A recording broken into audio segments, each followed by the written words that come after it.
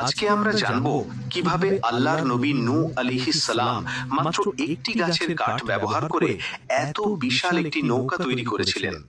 কিভাবে সেই নৌকার ভেতরে শত শত মানুষ আর অসংখ্য পশু পাখি একসাথে জায়গা পেল, আর কিভাবে ভয়ঙ্কর বাঘ, সিংহ আর ছোট ছোট প্রাণীরাও একই নৌকার ভেতরে থেকেও একে অপরকে আক্রমণ করেনি।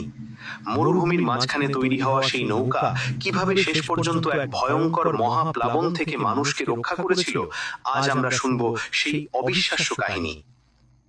অনেক অনেক বছর আগে পৃথিবীর মানুষ ধীরে ধীরে আল্লাহকে ভুলে যেতে শুরু করেছিল। তারা নিজেদের বানানো মূর্তিকে উপাস্য মনে করত। মানুষ ভাবত সেই মূর্তিগুলোই তাদের রক্ষা করবে। সমাজে অন্যায়, অহংকার আর অবাধ্যতা বেড়ে গিয়েছিল। তখন আল্লাহ মানুষকে সঠিক পথে ফেরানোর জন্য পাঠালেন তার নবী নূহ আলাইহিস সালামকে।